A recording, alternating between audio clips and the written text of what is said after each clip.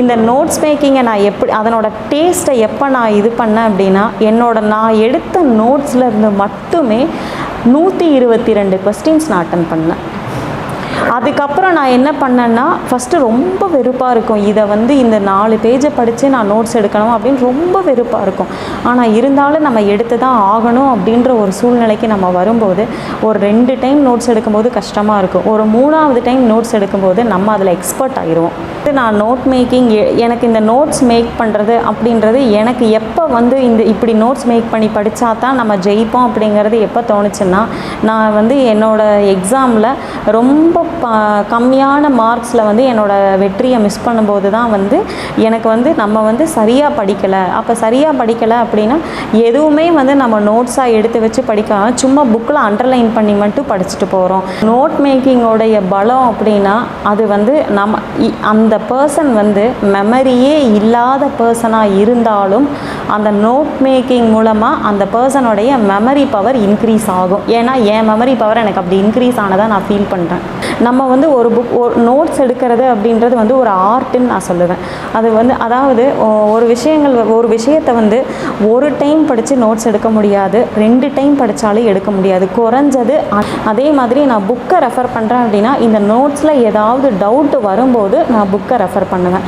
அதே மாதிரி நோட்ஸ் எழுதும்போது அந்த பேஜ் ஃபுல்லாக அந்த சைடு ஃபுல்லாக கவர் ஆகிற மாதிரி நோட்ஸ் எழுத மாட்டேன். எப்போவுமே 2 சைடும் கோடு போட்டு வச்சுட்டு அந்த சென்டர் போர்ஷன் மட்டும்தான் என்னோடய ரிட்டன் நோட்ஸுக்கு யூஸ் பண்ணுவேன். அந்த லெஃப்ட் சைடும் ரைட் சைடும் அடிஷ்னலாக ஏதாவது எழுதி வைக்கிறதுக்காக அந்த பிளேசஸை நான் யூஸ் பண்ணிப்பேன். அந்த அடிஷ்னல் திங்ஸ் யூத் பேப்பரின் நேம் வணக்கம். மறக்காமல் சப்ஸ்கிரைப் பண்ணுங்கள், பக்கத்தில் இருக்க பெல் ஐகானை கிளிக் பண்ணுங்கள். தேங்க்யூ. என்னோடய நேம் ரஞ்சிதா தேவி. நான் அட் ப்ரெசண்ட் நான் டிஸ்ட்ரிக்ட் சோஷியல் வெல்ஃபேர் ஆஃபீஸர் சேலமில் ஒர்க் பண்ணிகிட்ருக்கேன். ப்ரீவியஸ்லி நான் inspector Tiruppur district and Namakkal district 2 டிஸ்ட்ரிக்டில் ஒர்க் பண்ணியிருக்கேன். தென் போலீஸ் டிபார்ட்மெண்ட்டில் சோஷியாலஜிஸ்ட் அப்படின்ற post, social justice and human rights ADGP HJHRன்னு சொல்லுவாங்க. தென் போலீஸ் ஹெட் குவார்ட்டர்ஸில் டிஜிபி ஆஃபீஸில் டிஜிபியோட கண்ட்ரோலுக்கு கீழே வரக்கூடிய ஒரு டிபார்ட்மெண்ட்டில் ஒர்க் பண்ணேன். அதுலேயும் ஸ்டேட் ஃபஸ்ட்டு வாங்கினேன். தென் இதுலேயும் டிஸ்ட்ரிக்ட் சோஷியல் வெல்ஃபேர் ஆஃபீஸராக இருக்கும்போது இந்த போஸ்ட்லேயும் நான் ஸ்டேட் ஃபஸ்ட்டு வாங்கி சேலம் டிஸ்ட்ரிக்டில் ஆர்டர்ஸ் வாங்கினேன். நான் இப்போ நோட்ஸ் ப்ரிப்பேர் பண்ணுறேன் அப்படின்னா அதை ரிட்டனாக அப்படியே எழுதிட்டே போக மாட்டேன், டிராஃப்ட் மாதிரி எழுதிட்டே இருக்க மாட்டேன். அதில் பார்த்தோம் அப்படின்னா ஒரு நோட்ஸுக்கும் டயக்ராம் போடுவேன், சார்ட் போடுவேன், ஏதாவது பொம்மை போட்டு அதை டிஃப்ரென்ஷியேட் பண்ணி வச்சுப்பேன். ஸோ அதே மாதிரி நிறைய கலர் பென்ஸ் யூஸ் பண்ணி இப்போ மெயின் டாபிக் இருக்கும், சப் டாபிக் இருக்கும், சப் டிவிஷன் டாபிக் இருக்கும், அதுக்கு கீழே 1 2 3 போட்டு எழுதுகிற மாதிரி டாபிக் இருக்கும். ஒன்றையும் நான் டிஃப்ரென்ஷியேட் பண்ணி காமிப்பேன். இப்போ ஃபார் எக்ஸாம்பிள் ஜிஎஸ் படிக்கிறேன் அப்படின்னா இப்போ ஜிஎஸ்சில் இப்போ சாயில் பற்றி நான் ஒரு நோட்ஸ் எடுக்கணும். இப்போ 7 8 டைப் ஆஃப் சாயில் இருக்குது. இந்த ஸ்டேட்டில் இவ்வளோ இந்த மாதிரி இருக்குது அப்படின்னா அதை நான் நோட்ஸாக எடுக்க மாட்டேன். இந்தியா மேப் வரைஞ்சி அந்த மேப்பில் அந்த சாயிலினோட கலர் பென் வச்சு அந்த சாயில் எங்கெங்கெல்லாம் இருக்கும் எப்போவுமே அது என்னோடய பார்வையில் படுற மாதிரி வச்சுக்குவேன். அதே மாதிரி அந்த சாயிலினுடைய ஸ்பெஷல் குவாலிட்டி என்ன அப்படின்றத நான் அங்கங்கே வரைஞ்சி வச்சுப்பேன். இப்போ ஃபார் எக்ஸாம்பிள் இப்போ ஒரு இடத்துல பிளாக் சாயில் இருக்குது அப்படின்னா அந்த பிளாக் சாயிலுக்குள்ளே அந்த ஒரு ஸ்கெட்ச் அந்த பிளாக் கலர் இதை ரவுண்ட் பண்ணி அந்த இடத்துல காட்டன் அதிகமாக விளையும் அப்படின்னா அந்த காட்டனுக்கு உண்டான அந்த பிக்சரை வரைஞ்சி வச்சுப்பேன். ஸோ இந்த மாதிரி நம்ம ஒரு விஷயத்தை படிக்கும்போது அதை நம்ம அப்ஜெக்டிவாக போடுறதுக்கும் அது மறக்காது, ரிட்டனாக எழுதுறதுக்கும் அது மறக்காது. இப்போ நோட்ஸ் ப்ரிப்பரேஷன் பொறுத்த வரைக்கும் என்னென்னா இப்போ நிறைய டாபிக்ஸை நம்ம ஒரே நோட்டில் எழுதி வச்சுக்கலாம், கொஞ்சம் கொஞ்சமாக பைஃபர்கேட் பண்ணி எழுதி வச்சுக்கலாம். இப்போ இன்றைக்கி ஒரு நாள் நான் 3 சப்ஜெக்ட்ஸு 3 டாபிக் இல்லை 3 சப்ஜெக்ட்ஸ் நான் படிக்கணும் அப்படின்னா நான் அதுக்காக 3 புக்கை நான் ஹோல்டு பண்ணிட்டு போகணுன்ற அவசியம் இல்லை. என்னோடய நோட்ஸை பார்த்தே நான் படிச்சுப்பேன். எனக்கு எப்போவுமே நான் நோட்ஸை மட்டும்தான் ரெஃபர் பண்ணுவேன். ஆனால் அந்த நோட்ஸ் மற்றவங்க எழுதி கொடுக்குற நோட்ஸாக இருக்கக்கூடாது, அது நான் எழுதின நோட்ஸாக இருக்கணும். அப்போ தான் அது எனக்கு புரியும். அதே மாதிரி நான் புக்கை ரெஃபர் பண்ணுறேன் அப்படின்னா இந்த நோட்ஸில் ஏதாவது டவுட் வரும்போது நான் புக்கை ரெஃபர் பண்ணுவேன். அதே மாதிரி நோட்ஸ் எழுதும்போது அந்த பேஜ் ஃபுல்லாக அந்த சைடு ஃபுல்லாக கவர் ஆகிற மாதிரி நோட்ஸ் எழுத மாட்டேன். எப்போவுமே 2 சைடும் கோடு போட்டு வச்சுட்டு அந்த சென்டர் போர்ஷன் மட்டும்தான் என்னோடய ரிட்டன் நோட்ஸுக்கு யூஸ் பண்ணுவேன். அந்த லெஃப்ட் சைடும் ரைட் சைடும் அடிஷ்னலாக ஏதாவது எழுதி வைக்கிறதுக்காக அந்த பிளேசஸை நான் யூஸ் பண்ணிப்பேன். அந்த அடிஷ்னல் திங்ஸ் எழுதின ஆல்ரெடி நோட்ஸ் எழுதின கலர் பென்லேயே எழுதக்கூடாது. டிஃப்ரென்ஷியேட் கலர்ஸ் யூஸ் பண்ணி நம்ம எழுதினோம் அப்படின்னா அது வந்து நம்மளுக்கு அவ்வளோ சீக்கிரம் எதுவுமே மறக்காது. இப்போ டிஃப்ரெண்ட் கலர்ஸ் பென் யூஸ் பண்ணி நம்ம நோட்ஸ் தயார் பண்ணோம் அப்படின்னா அந்த விஷயங்கள் என்னை பொறுத்த வரைக்கும் எனக்கு அப்படி எதுவுமே மறக்கலை. அது எனக்கு ரொம்ப யூஸ்ஃபுல்லாக இருந்தது. இப்போ வந்து ஒரு சில கொஸ்டின்ஸ் கேட்குறாங்க அப்படின்னா எனக்கு அந்த நம்ம இந்த கலரில் எழுதி வச்சுருந்தோம்ல அந்த மாதிரி யோசித்து கூட நான் ஆன்சர் போட்டு அது கரெக்டான இஷ்யூஸும் இருக்குது. பேசிக்காக வந்து ஃபஸ்ட்டு வந்து என்ன பண்ணுவேன் அப்படின்னா, நான் யூஸ்வலாக எனக்கு அந்த மடித்து வைக்கிற நோட்ஸ் அந்த மாதிரியெல்லாம் வாங்க மாட்டேன். பைண்ட் பண்ண நோட்டு, அட்டை போட்ட நோட்டு தான் வாங்குவேன். அந்த நோட்டில் வந்து இனிஷியலாக ஃபஸ்ட்டு எழுதுறது சிலபஸை அந்த நோட்டில் நான் எழுதி வச்சுப்பேன். சிலபஸை எழுதி வச்சுட்டு தான் அடுத்து ஒரு டாப்பிக்காக நான் ப்ரொசீட் பண்ணுவேன்.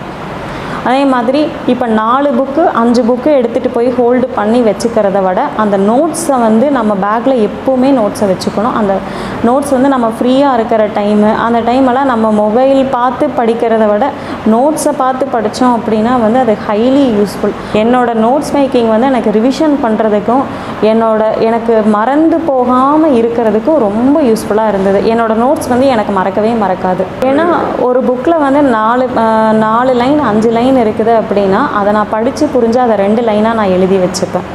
ஸோ அதனால் வந்து எனக்கு அவ்வளோ சீக்கிரம் மறக்காது. புக்ஸில் வந்து லெட்டர்ஸ் ரொம்ப குட்டியாக இருக்கும், ரொம்ப டார்க்காக இருக்காது. ஒரு சில புக்ஸ் வந்து லெட்டர்ஸ் எல்லாம் ரொம்ப லைட்டாக இருக்கும், அதனால் வந்து அதுக்கு மைண்டில் நிற்காது. ஆனால் இதே வந்து நம்ம வந்து ஒரு நோட்ஸ் எடுக்கிறது அப்படின்றது வந்து ஒரு ஆர்ட்டுன்னு நான் சொல்லுவேன். அது வந்து அதாவது ஒரு விஷயத்தை வந்து ஒரு டைம் படித்து நோட்ஸ் எடுக்க முடியாது, 2 டைம் படித்தாலும் எடுக்க முடியாது. குறைஞ்சது 5 டைம் படித்தா தான் அந்த ஒரு பேராகிராஃபை நம்மளால் 2 லைனாக சுருக்க முடியும். அந்த 2 லைனை வச்சு ஒரு பேராகிராஃப் இல்லை ஒரு பேஜே நம்ம எழுதலாம். அந்த கண்டென்ட் நம்மளுக்கு சப்ஜெக்டிவ் அந்த விஷயத்தில் நம்மளுக்கு சப்ஜெக்டிவ் நாலேஜ் இருந்தது அப்படின்னா அந்த ஒரு டாப்பிக்கில் ஒரு இஷ்யூ வச்சு நம்ம ஃபுல்லாக ஒரு பேஜே நம்ம மேக் பண்ணக்கூடிய கெப்பாசிட்டி நம்மளுக்கு இருக்கும். அதுக்கு வந்து நல்லா தரோவாக படித்து அந்த விஷயத்தில் சப்ஜெக்டிவ் நாலேஜ் இருந்தது அப்படின்னா நம்ம அதில் எக்ஸ்பர்ட்.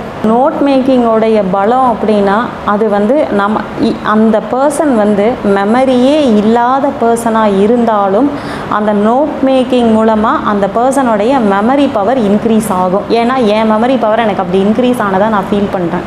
ஒரு விஷயத்தை வந்து நம்ம படிச்சுட்டே போயிட்டு இருந்தோம்னு வச்சுக்கோங்க சார், அதுக்குள்ளே இருக்கிற அப்ஜெக்டிவ் என்ன அப்படின்றது அதனோட இம்பார்ட்டன்ஸ் என்ன, அந்த கான்செப்டோட இம்பார்ட்டன்ஸ் என்ன அப்படிங்கிறது வந்து இப்போ வந்து நம்ம இன்றைக்கி ஒரு டாபிக் வந்து ஒரு புக்கில் படிச்சுட்ருக்குறோம் அப்படின்னா அதை நம்ம நோட்ஸ் எடுக்க மாட்டோம். ஓகே இன்றைக்கி இந்த டாபிக் முடிச்சிட்டோம், நாளைக்கு நம்ம அடுத்த டாபிக் படிப்போம், நாளைக்கு அடுத்த டாபிக் படிப்போம். 3வது டாபிக் படிக்கும்போது முதல் டாப்பிக்கை எடுத்து பார்த்தோம் அப்படின்னா நம்மளுக்கு சுத்தமாக ஞாபகமே இருக்காது.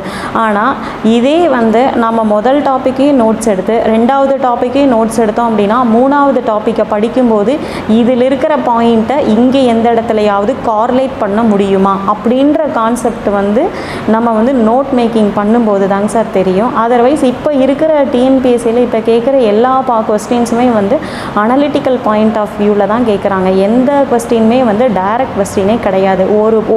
ஒரு கான்செப்டை இன்னொரு கான்செப்டோட மேட்ச் பண்ணி தான் கேட்குறாங்க. அப்போ நோட் மேக்கிங் வந்து இஸ் ஹைலி யூஸ்ஃபுல். ஒரு கான்செப்டை இன்னொரு கான்செப்டோட இன்டகிரேட் பண்ணி படிக்கிறதுக்கு அது ரொம்ப யூஸ்ஃபுல்லாக இருக்கும் சார். ஏன் வந்து நான் நோட் மேக்கிங் எனக்கு இந்த நோட்ஸ் மேக் பண்ணுறது அப்படின்றது எனக்கு எப்போ வந்து இப்படி நோட்ஸ் மேக் பண்ணி படித்தா தான் நம்ம ஜெயிப்போம் அப்படிங்கிறது எப்போ தோணுச்சுன்னா, நான் வந்து என்னோடய எக்ஸாமில் ரொம்ப கம்மியான மார்க்ஸில் வந்து என்னோடய வெற்றியை மிஸ் பண்ணும்போது தான் வந்து எனக்கு வந்து நம்ம வந்து சரியாக படிக்கலை. அப்போ சரியாக படிக்கலை அப்படின்னா எதுவுமே வந்து நம்ம நோட்ஸாக எடுத்து வச்சு படிக்காமல் சும்மா புக்கில் அண்டர்லைன் பண்ணி மட்டும் படிச்சுட்டு போகிறோம். இப்போ நான் நோட் மேக்கிங் எடுத்து படித்ததுக்கு அப்புறம் என்னோட ஸ்கோர் மார்க் டெஸ்ட் எழுதும்போது ஸ்கோர் இன்க்ரீஸ் ஆச்சு. இதே நான் புக்கை மட்டும் வச்சு படிக்கிறப்போ என்னோடய மார்க் டெஸ்ட் எழுதும்போது ஸ்கோர் இன்க்ரீஸ் ஆகலை.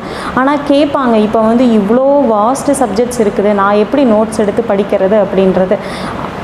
அந்த நோட்ஸ் எடுத்து படிக்கிறவங்களோட சக்ஸஸும் நோட்ஸ் எடுத்து படிக்காமல் அந்த எண்டிங்கில் வந்து சக்ஸஸை மிஸ் பண்ணவங்களுக்கும் அதுதான் வித்தியாசம். அதாவது இனிஷியலாக நான் வந்து என்ன பண்ணுவேன்னா ரொம்ப கஷ்டமான டாபிக்ஸை தான் வந்து ஃபஸ்ட்டு நான் நோட்ஸ் எடுத்துகிட்டு இருந்தேன்.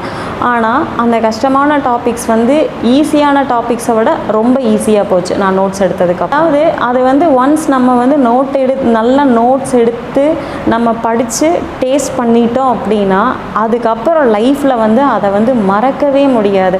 இப்போது என்னென்னா அந்த நோட் மேக்கிங் எல்லாம் வந்து இன்றைக்கி எப்படி யூஸ் ஆகுது அப்படின்னா நான் வந்து போலீஸ் டிபார்ட்மெண்ட்டில் ஒர்க் பண்ணும்போது வந்து அந்த நோட் மேக்கிங் எனக்கு பயங்கர யூஸ்ஃபுல்லாக இருந்தது. இப்போ ஒரு இன்சிடெண்ட் நடந்திருக்கும், அதை வந்து ஷார்ட்டாக எழுதி கொண்டு வாங்கம்மா, அடிஷ்னல் சீஃப் செக்ரட்டரிக்கு ரிப்போர்ட் வைக்கணும் அப்படின்னு சொன்னாங்க.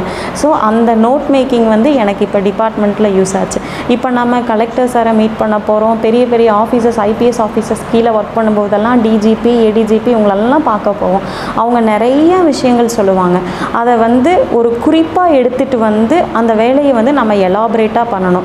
அந்த நோட் மேக்கிங் இன்றைக்கி எனக்கு ஆஃபீஸ்க்கு யூஸ் ஆகுது. நம்ம வந்து ஒரு விஷயங்கள் வந்து நம்மளுக்கு அதை டிஃப்ரென்ஷியேட் பண்ணி பார்க்கும்போது தான் அந்த விஷயம் வந்து நம்மளுக்கு மனசில் நிற்கும். அதை அப்படியே வந்து வேகாக படிச்சுட்டே போனோம் அப்படின்னா வந்து அது நம்மளுக்கு ஒரு கடுகளவு கூட வந்து மனசில் நிற்கிறது அப்படின்றது ஆனால் எனக்கு நிற்காது, மற்றவங்களுக்கு எப்படின்னு எனக்கு தெரியல.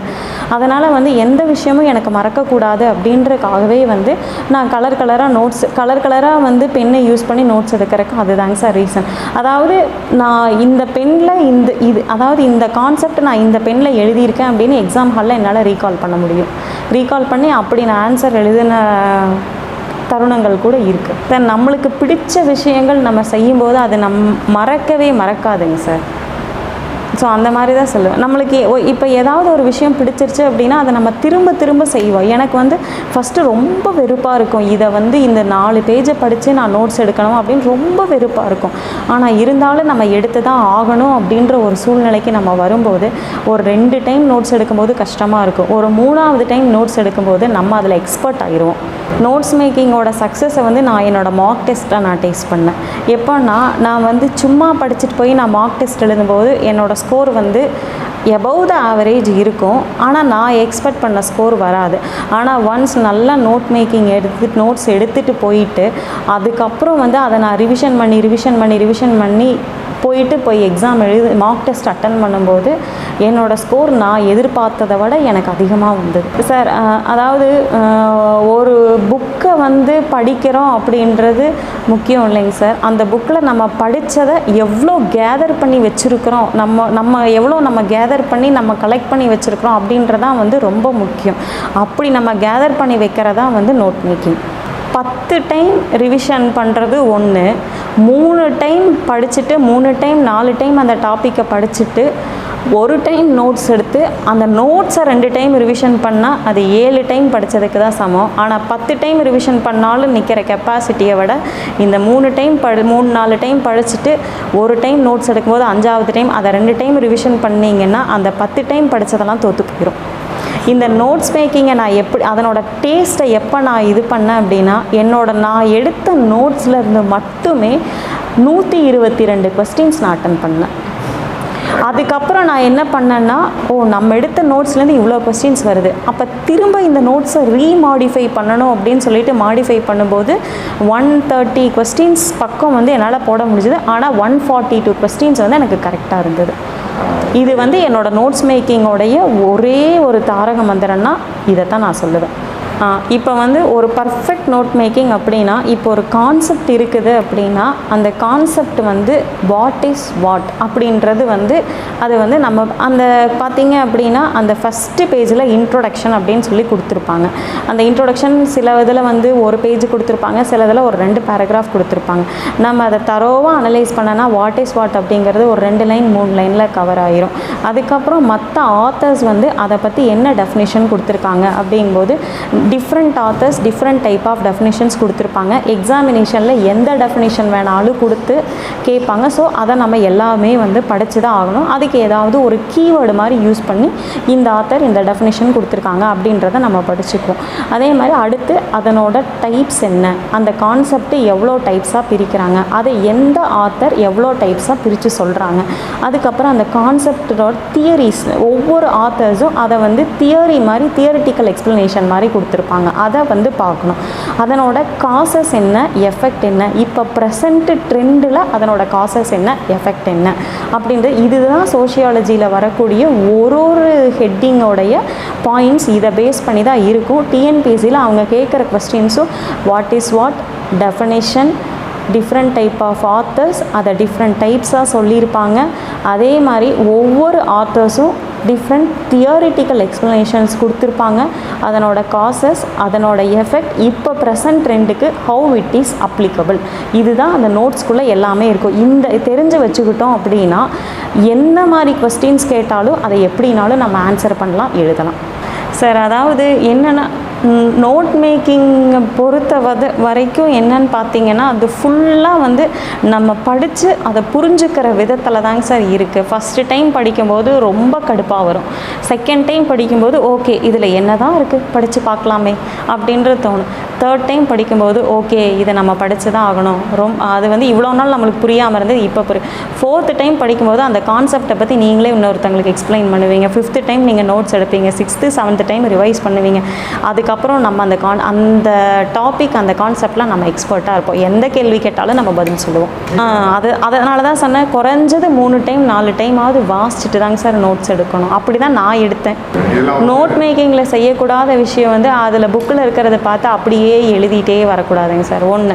அதே மாதிரி அந்த நோட்ஸை வந்து 4 லைன் 5 லைன் வேகாக எழுதக்கூடாது. அதை பிரித்து சென்டென்ஸ் ஃபார்மில் எழுதணும். இப்போ ஏதாவது ஒரு ஆத்தர்ஸ் ஒரு டெஃபினிஷன் சொல்லியிருக்காங்க அப்படின்னா அந்த ஆத்தரோட பேர் ஒரு கலரில் எழுதணும், அந்த கொட்டேஷன் வந்து ஒரு கலரில் எழுதி இது சொல்லணும். இப்போ வந்து அதே ஆத்தர் வேறு கான்செப்டை பற்றியும் சொல்லியிருப்பார். அதுக்கு தான் வந்து நான் லெஃப்ட்டு ரைட்லேயும் வந்து கேப் விட்டுருப்பேன்னு சொன்னேன் இல்லைங்களா, அதை அந்த இடத்துல தனியாக ஹைலைட் பண்ணி ஒரு பென் வச்சுருப்பேன். அந்த மாதிரி எழுது. ஆனால் என்னோடய நோட்ஸை பார்த்தா கலர் பென்ஸில் எழுதி வச்சுருப்பேன்.